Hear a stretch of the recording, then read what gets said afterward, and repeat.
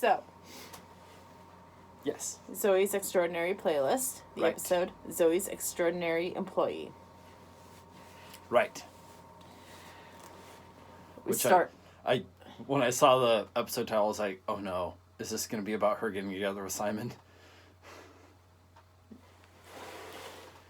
But no. But no. So it starts with Mo trying to get a cocktail List going for her and Max's restaurant business. The mojito. I want to try the mojito. I want the mojito. But all the Mo-themed drinks, I approve. As somebody who is prepping a themed drink Super Bowl party thing, I respect it all, I love it, and I want them all. Apparently it was a bit strong. I want it. I feel Jenna. Yeah, she was like, could use more alcohol, grabs another one. Everyone else is like, it's a little strong.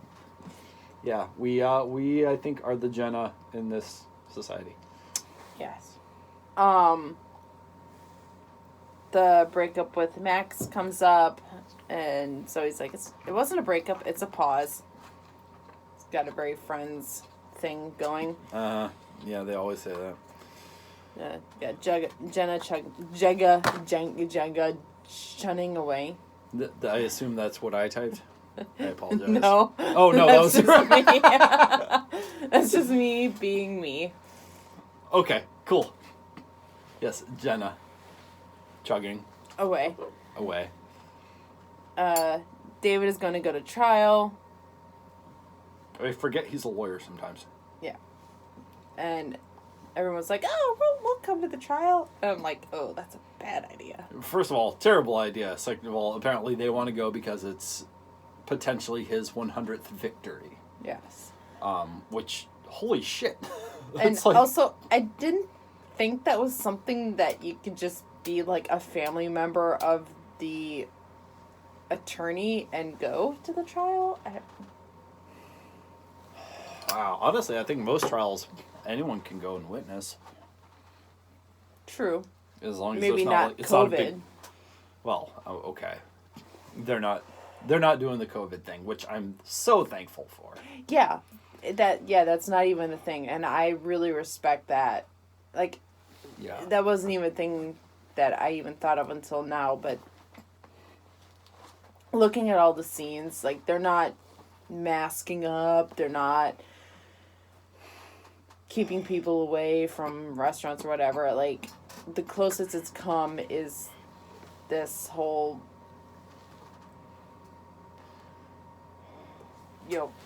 Uber Eats and whatever, like... Which, I mean, it was the direction we were going anyway. Yeah. Can you think of anything that would date a show more than name-dropping COVID and doing the masking thing and all that? Like,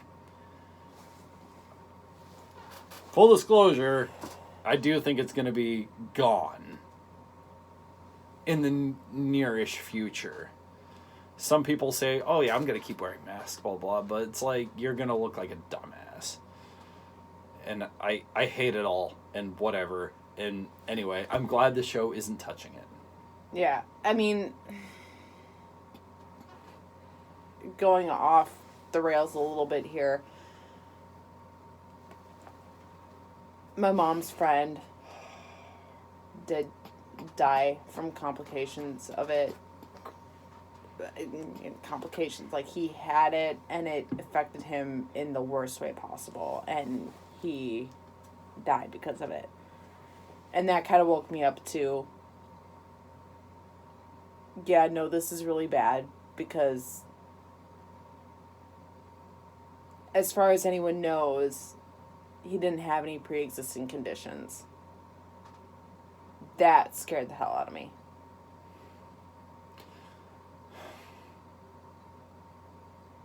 I think back to your Uncle Mark. He had flu-like symptoms. He died out of nowhere. And that just... First of all, I was kind of devastated because I really liked Mark. And it was just totally out of left field. And I know that's happened more this year as far as flu-like symptoms leading to death for otherwise healthy people. But he was never really healthy. He was never really healthy. I know. It just... I don't know, man. I just still don't buy into altering everyone's way of life for it. Fair. Anyway. Totally off track. Yep.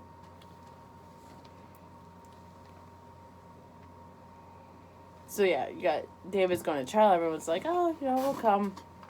Great. Then we cut back to Mo, and he's going through this like litany of drinks that he uses Mo in. So you got your Mo pun. You love it. I do. Again, as somebody who's prepping a Super Bowl party, I'm all about the themed drinks. Yeah. Mo chooses happiness. Hard agree. Zoey is going to try the same. Yeah. I know depression is a thing and all of that. But as far as the general approach to a day, I think a lot of attitude is about choice. Yeah. So I fully agree with what Mo was saying. Like, yeah. I don't know. You can choose to be hard on yourself and just be like, I'm just down today. And it's like, no, you can choose not to. It's not always the case, but it's often the case. And I've felt that with Briley lately. Like, when Hannah, too. Like, one thing goes wrong. It's like, this was a bad day. Yeah. And it goes back to this meme I've been seeing on Facebook lately, which is...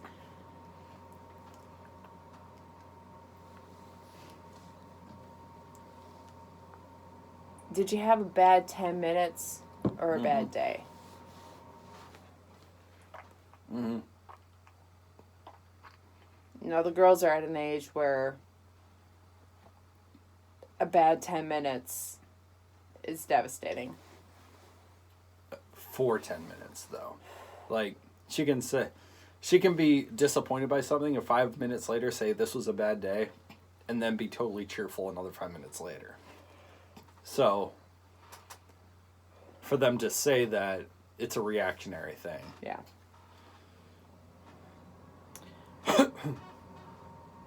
So yeah, so you got, Zoe's like, all right, yeah, I'm going to be happy. And she walks into work and she's like, hey.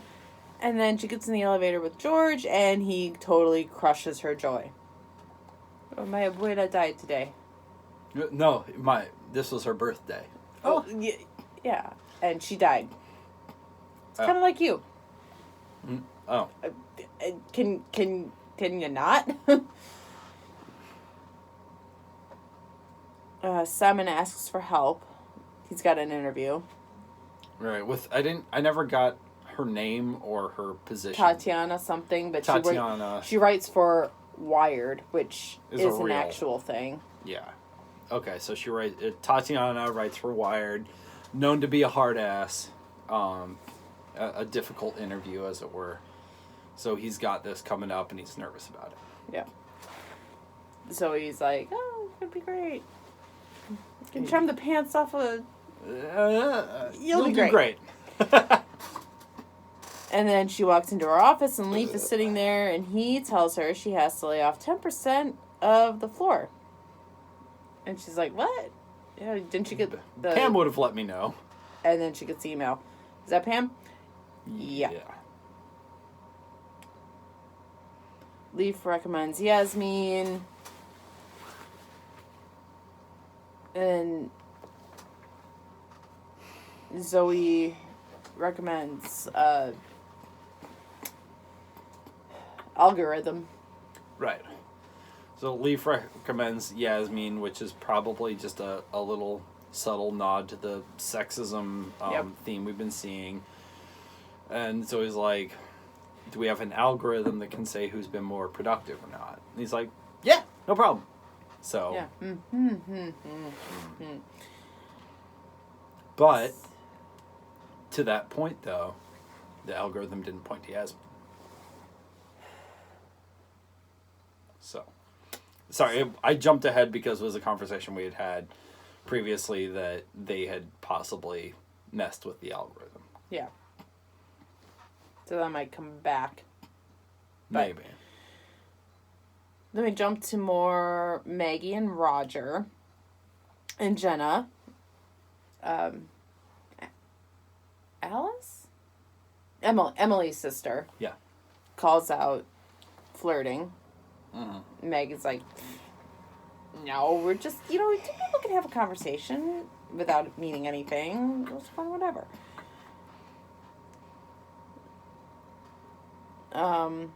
This episode jumped around a lot, yes. so... Yeah, it was a very fast-paced episode, which I really appreciated, but doing a assessment of it makes it a little hard, so we jump back to Mo and Max.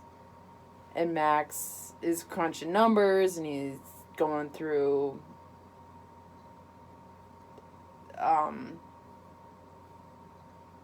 past owners' financials, and that leads Mo to think that their location is cursed.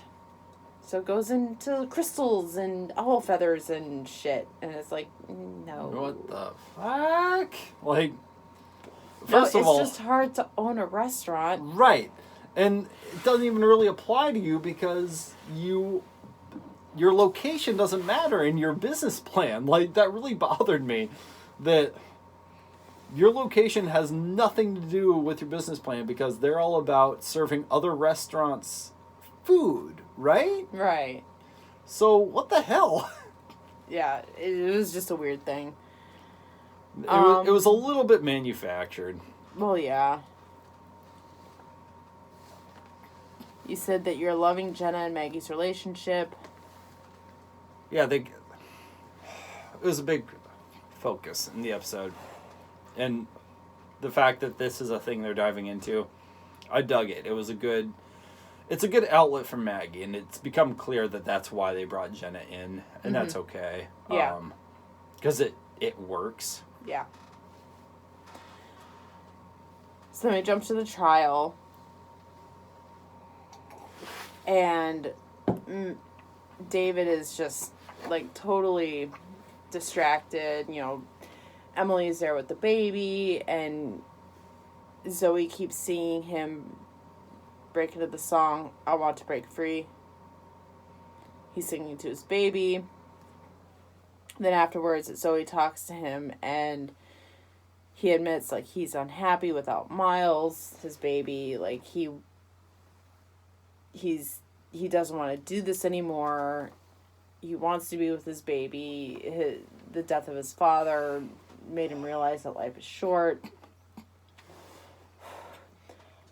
Damn, I'm surprised he didn't break into Cats in the Cradle. Right, yeah. And to a point that you made, I don't know if I noted it, but, like, bringing Miles to his trial, probably not a great idea. Like, if I was in that situation and Isaac started cooing, like, yeah, I'd be like, what do you need? Sorry, Judge. Baby needs me. My baby! My baby! But he admits that he wants to be a stay-at-home dad. And Emily seems like she could be a working mom. And...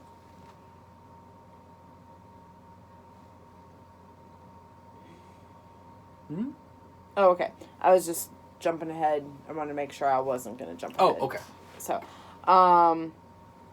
So they set up this whole thing because Emily is clearly, like, chomping at the bit to go back to work. She's tired. Like, she doesn't want to do this anymore. I can relate.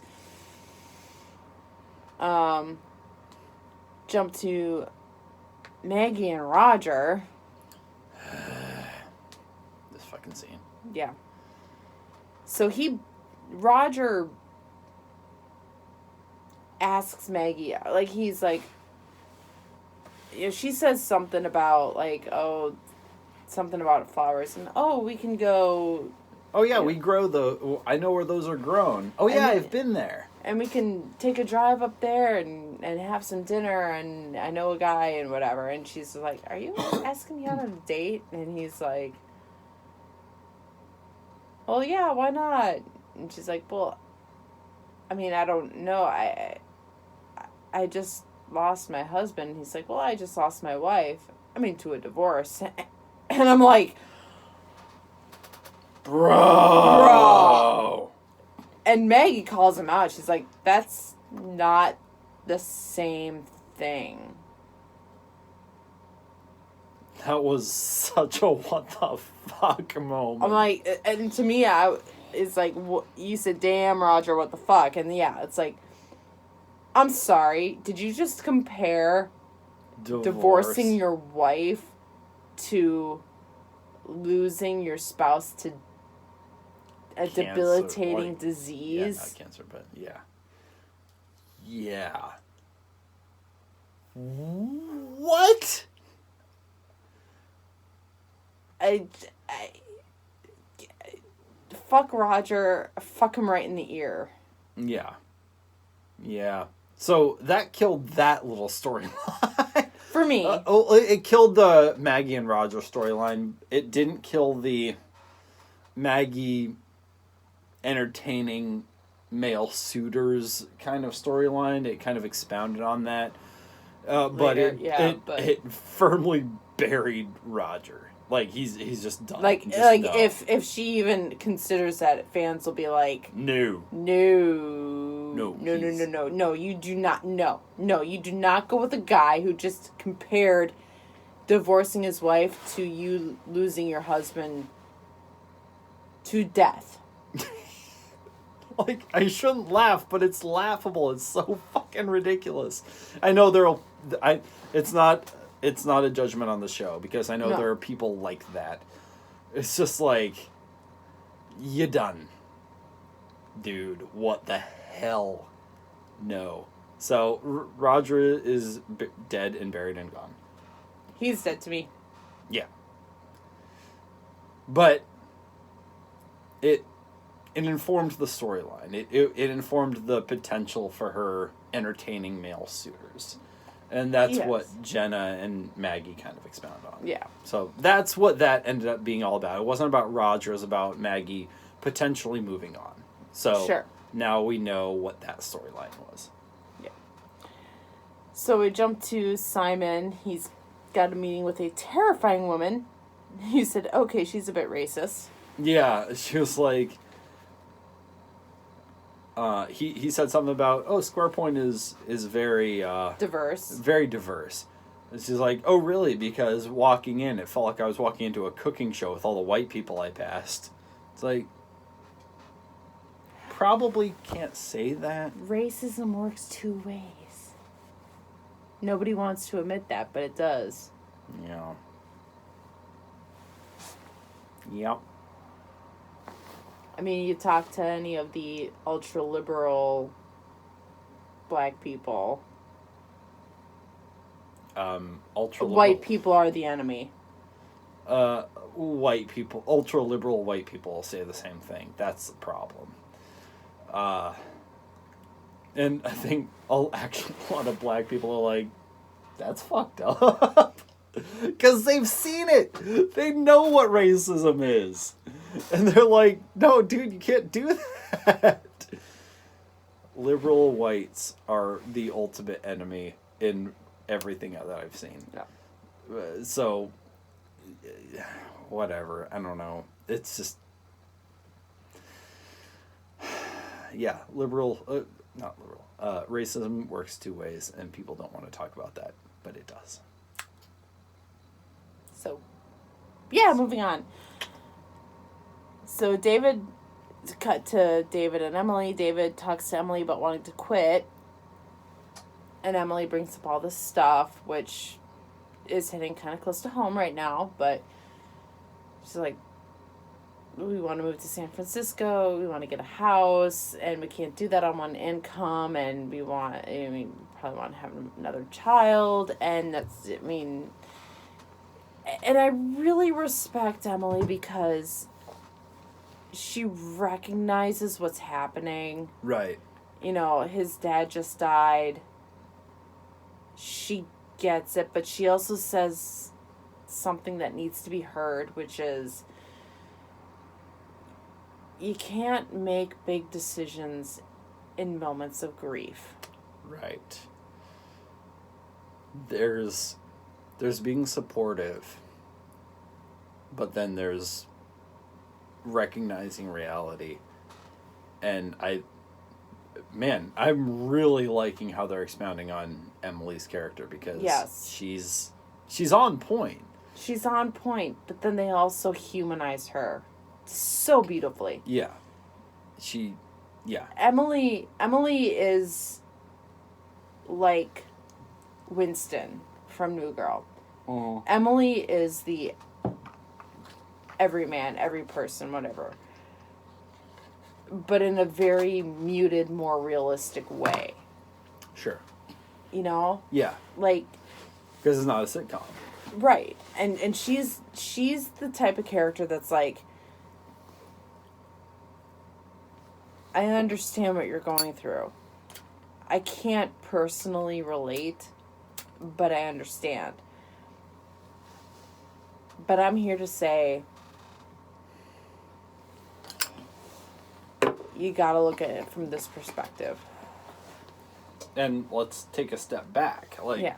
And I'm not asking you to see it from my perspective. I'm just asking you can we just let you process your emotions for a bit? And he had a moment where he's like,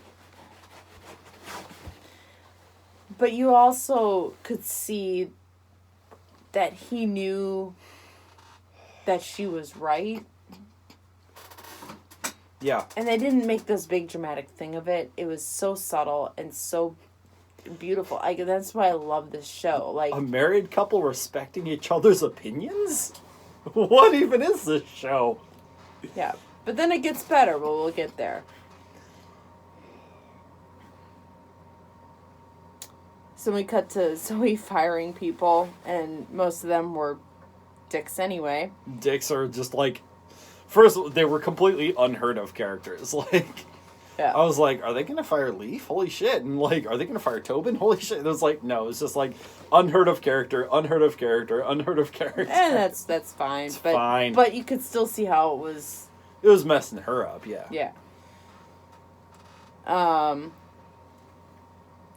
then Leaf comes to her with the algorithm, which shows that Joe fits the algorithm. George fits the algorithm for unproductive. Right. And she's like, I don't want to.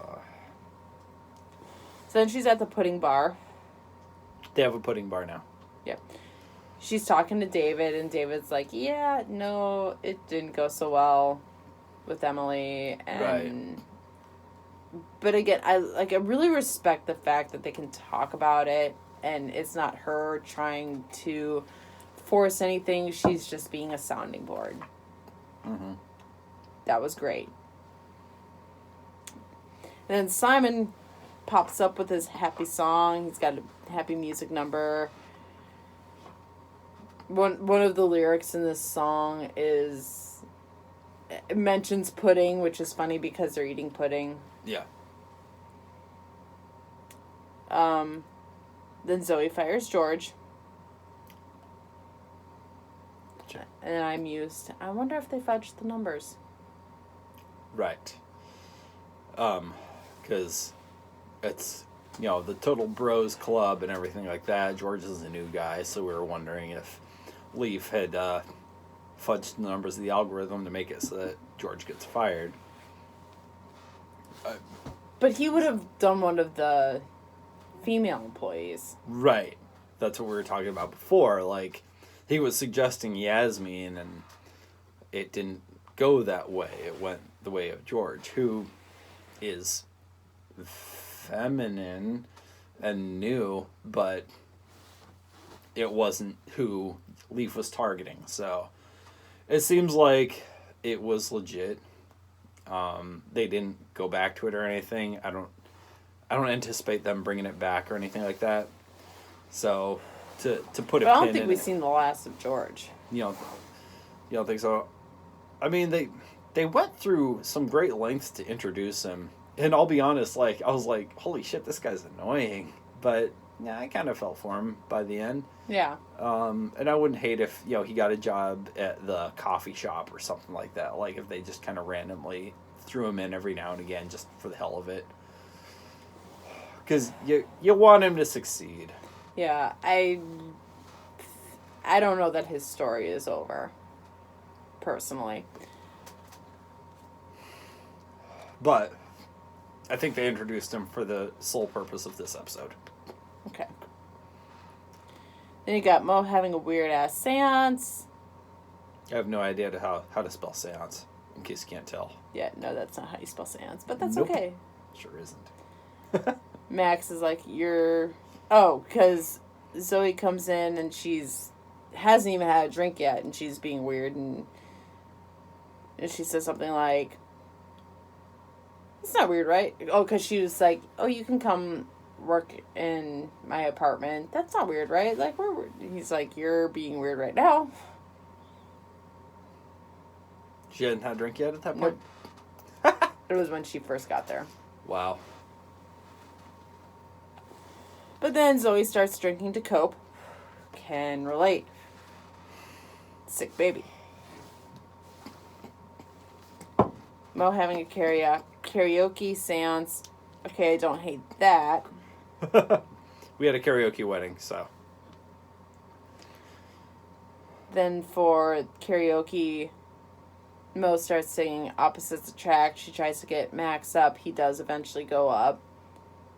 It's the first non-Zoey musical number. Like, the first musical number we saw that wasn't a manifestation of Zoe's perception. Yeah. I think you're right. And well, unless you count like when she was hearing Mo singing before she went in the MRI machine. I guess. But then after that, I don't know if I made a note of it, but after Max and Mo have a karaoke number, he kind of storms off, and she's like, "What's your problem?" He's like, "It seems like I'm doing all the work, and he calls out Mo's dedication." Jump to Maggie and Jenna. Maggie admits to feeling guilty. Jenna says, "Don't you think you deserve a little happiness?" Obviously the theme of the episode. But I couldn't help but think about the stuff I've been listening to with the Father Schmidt's podcasts and everything. It's so indicative of our culture, our society right now. You deserve happiness. Well, sure, but you're not going to find happiness in this world. In this true happiness is found with God. And obviously that's not the intention of the show. It's right. A secular show. But I do find that very interesting.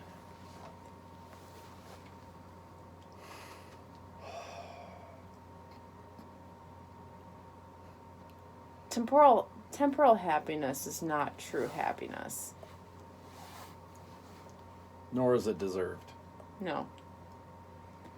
The pursuit of happiness is what the Constitution's all about. And we have been so incredibly blessed. Yeah. Which makes me worried a little bit. Sure. But anyway.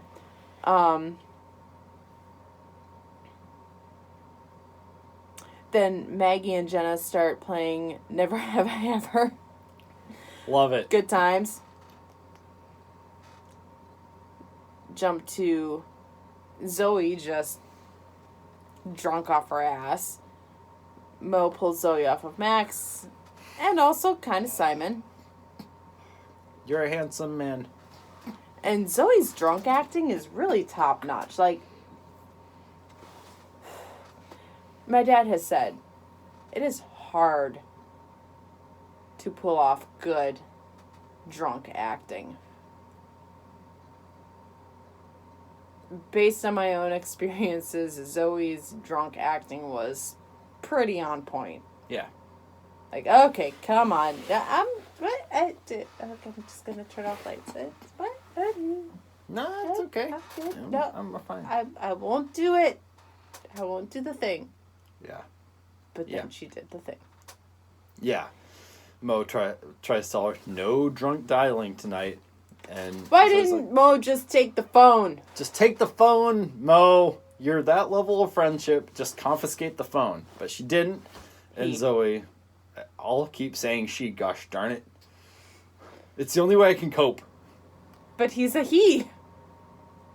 And they say he. I know, but the only way I can watch this show and just turn my brain off is to call Mo a she. I need this. Fair. Anyway, Zoey drunk dials somebody and says, hey, it's me.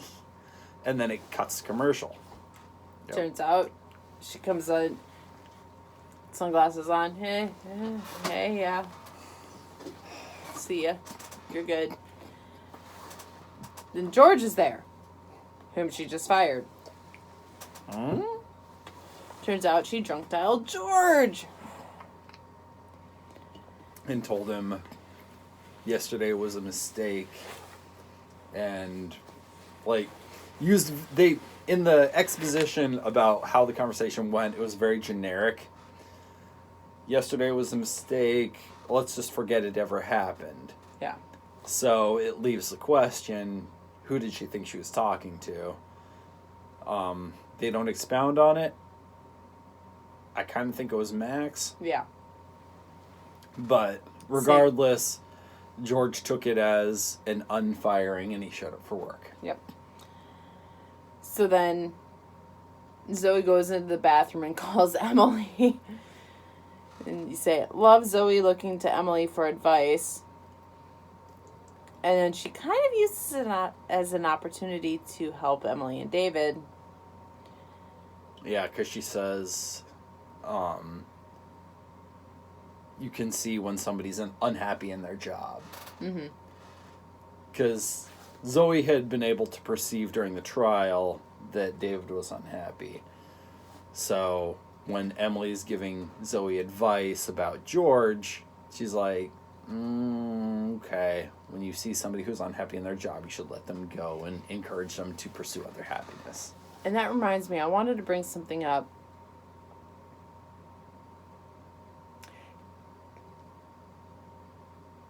Now, clearly Emily and Miles were there too. At the trial. Yeah. One more. But Zoey was also there. Mm-hmm. Do you think it's possible that Zoey being there triggered his reactions more so than Miles being there? Okay. So like, she's got this very strong empath thing going on. Do you think that it's possible that her being in any given situation, not so much her seeing the true emotions, but also bringing out the true emotions? Do you think she's a trigger? Interesting. Because the judge could perceive that David was distracted. So, like, Would whenever... he have been distracted without Zoey? Right. Because every time he had a musical number in Zoey's perception, it was a moment of him kind of freezing in the trial. So, is Zoey bringing that out? That would add an interesting twist. It would. I'm not ready to buy into that yet. Okay. I'll keep it in the back of my mind, observing other situations, because I won't say this is the first time we've seen something like that, but David isn't somebody whose emotions we've really seen expounded on all that much. Well, and I'm also thinking of when she went to talk to her mom about moving out. Mm. And her And all mom this- basically cut her off. Yeah. She wouldn't have done that if Zoey hadn't been there. It's an interesting idea, and something I'll be keeping an eye out for sure. I'm not ready to buy in yet, but okay. Okay. So, anyway,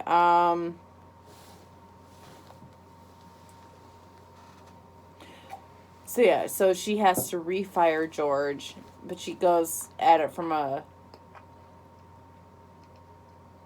Isn't there something else you want to do sort of angle. And then he breaks into the song, I'm stronger than yesterday. And I couldn't remember who did that song. I didn't look it up. I want to say it's kind of Kelly Clarkson, but it's also kind of boy bandish. Mm-hmm. So I'm not quite sure. And it was pretty epic. You said kind of epic. I'm going to say pretty epic. Okay. It was well done. Yeah. And it was... And then it ended with him saying, thank you for the opportunity. Yeah. Yeah, it... Like, intentionally, almost unintentionally, it did feel like an empowering moment for George. Like, he did seem to come out of it strong. Yeah. Even though he was a bit devastated because he does like this job a lot. So, it'll be interesting. You say you think we're not done seeing George. I'll be interested to see what we see him in next. Yeah. But, I mean, he was bullied there. Well, but, I mean, they made a big deal about showing him being included and everything like that. Yeah. They went mean, through a roller coaster with George. Yeah, and I'm still not convinced that they didn't play with the numbers. No? Interesting. Okay. Maybe it was maybe it was Yasmin. Interesting. Because they said, I'll put Yasmin on it. Right. Right. He put Yasmin on the algorithm. Oh, that would be dangerous if they made it that. Well, the gay guy versus the female. Right? Isn't that what we're seeing? Yes. Yes, it is. Oh my gosh, that would be That would be a huge calling out. Would they have That the would be balls to huge. do it? Oh, I have no idea. No idea. And also, Yasmin appears to be a minority as well. So, there's that aspect. I would be shocked if they did that. Interesting. Well, it kind of goes back to your whole black versus female thing. That I speculated on like 2 years ago. Who's gonna win the minority versus female war because the left has to pick a side. Ooh. Okay. So go back to Max and Mo. Max is still working away. Mo said she chatted up that big deal article writer. And then they had a really nice moment, and Max is like, how much longer do you have this karaoke machine for rent? An hour. You want in on it? Yeah. Loved it. Very nice. Nice resolution, that little disagreement. Mm-hmm. Then we go back to a moment with Zoey and Simon, which occurs in the same room where Zoey had previously sung to Simon. So there's some tension, but it ended up being a really nice moment because Simon has a speech about scars, and you got a big hole in your heart right now, and that's gonna scar over, but it's still gonna... It'll be there, and you can eventually wear it as a badge of honor. But it'll still come out. Sure. It'll still hurt. It was a really great scene because there was no sexual tension. It was just people talking about grief. Right. Which I loved. So we go back into the house. David celebrates his 100th win by holding Miles.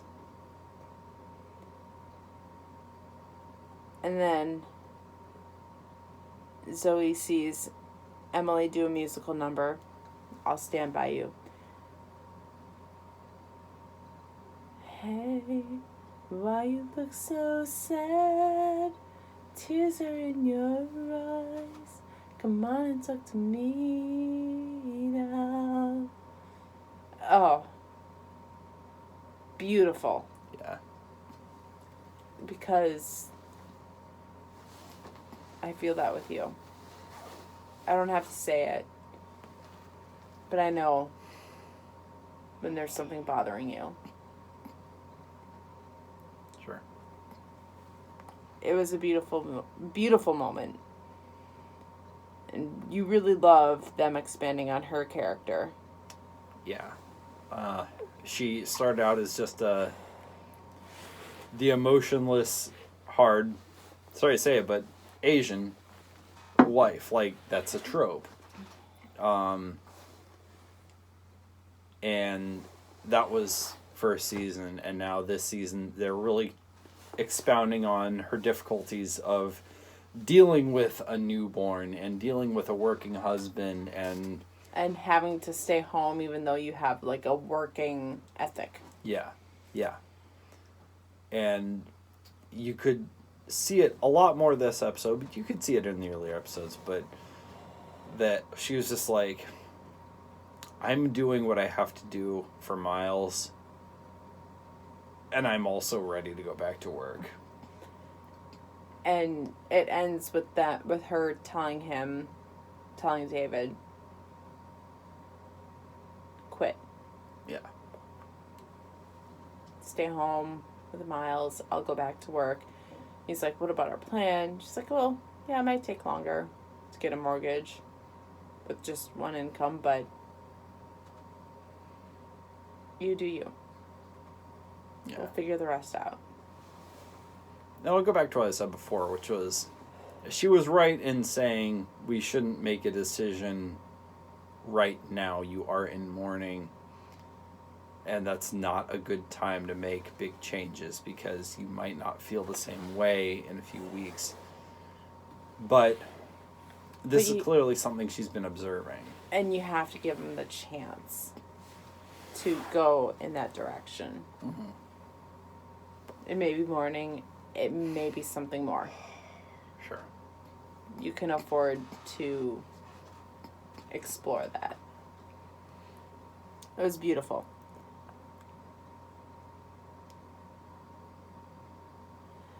So then we cut to Zoey is talking with Maggie and Jenna, and Maggie is relaying these stories that she heard, Jenna is relaying stories that she heard from Maggie, and then we hear some